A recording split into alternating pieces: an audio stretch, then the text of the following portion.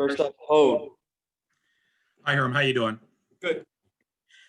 I know that some fans might have thought that the team was checked out before the U of A game just because, everything that the team has gone through. I mean, obviously, this might sound like hindsight, but that never was the case. But did you sense any issues at all with this team just not being ready to hit on all cylinders before this rivalry game, or that was really just foolish notion to begin with?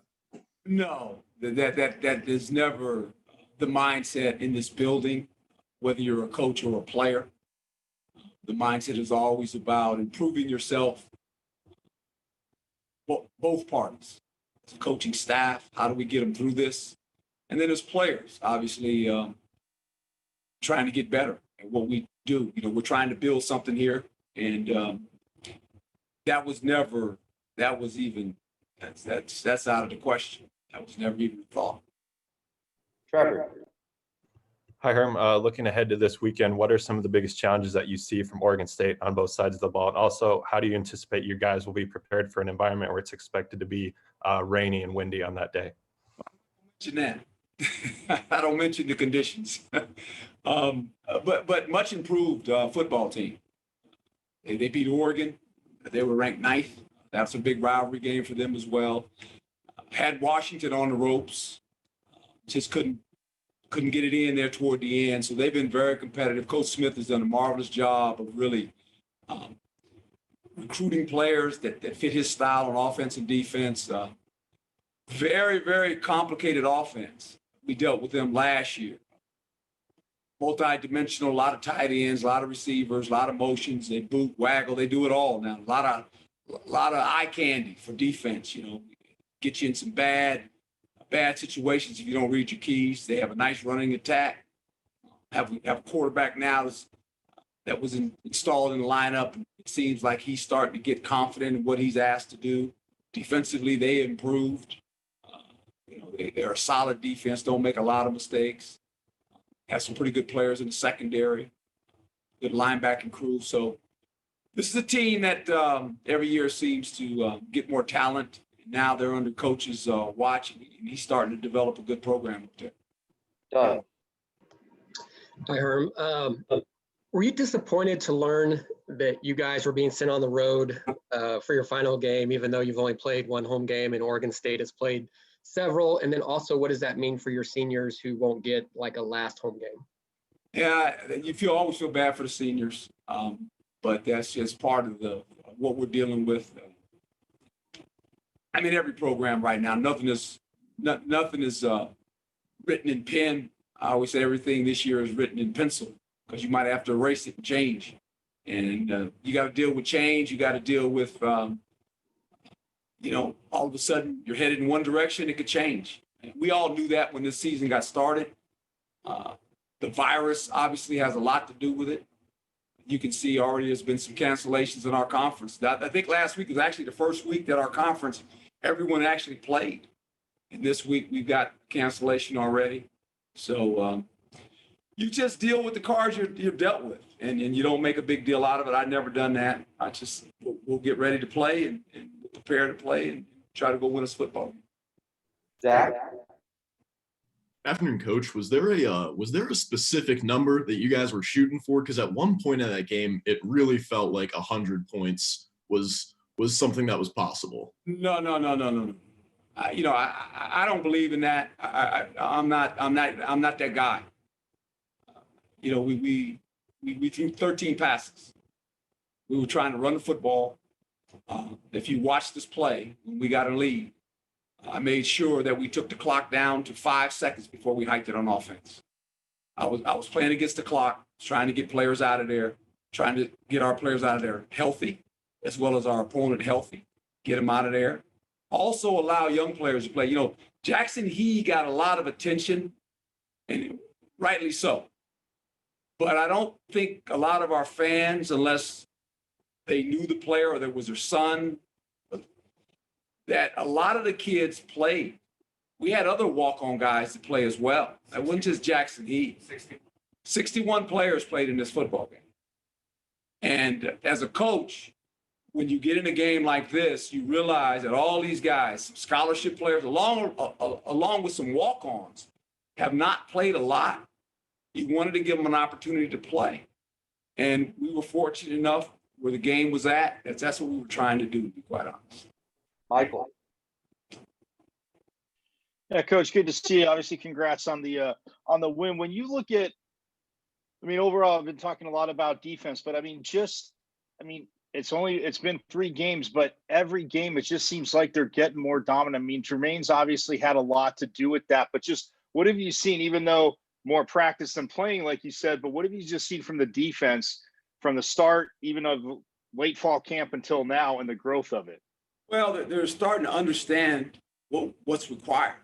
And I think it's on both sides of the ball. You think about it, we've only played 3 games. And that's why you have spring ball. And this is why you have a 12-game season. So maybe your first 3 games aren't against Pac-12 opponents where you can kind of grow as a team, especially on offense and defense. And I think our games have been under the spotlight of playing in conference opponents. And, it's been tough, but it's been good, too, because you've watched a lot of guys develop. We can't wait until obviously spring ball starts, because then we've had a 4-game season or whatever the season ends up being under our belt, and we can build on that going forward. So it's been fun to watch guys start to understand what's required of them. Michelle.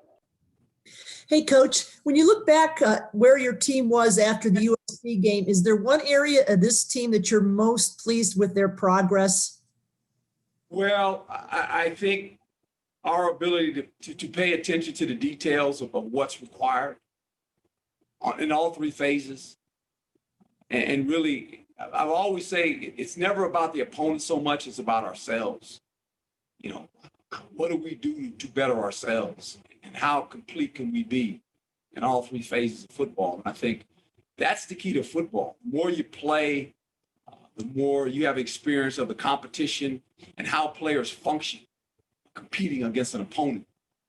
And I think this is good for us because we can build on this going into the spring, that we'll get 4 or whatever, how many games we get in, as I said earlier, and find out a lot about some of the young guys. I think some of the young guys in this game kind of played better.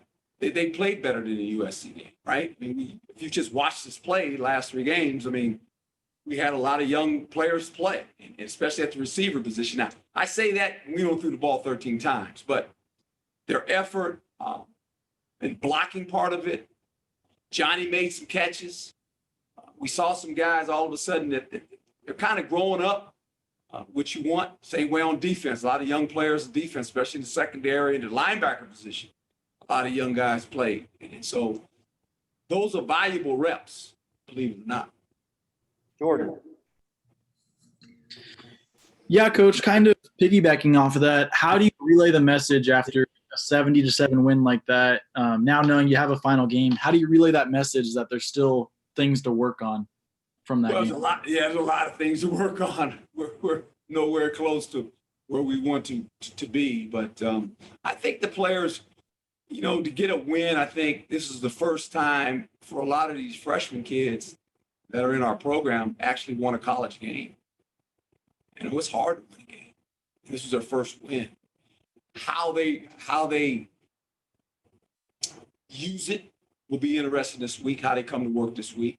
They're going to think that they actually didn't win when I get through talking to them tomorrow. So, and there's got to be a tone set. And I think it's important that we try to win another game. All of a sudden you win 2 in a row. That would be a good thing for us this year. Tressa.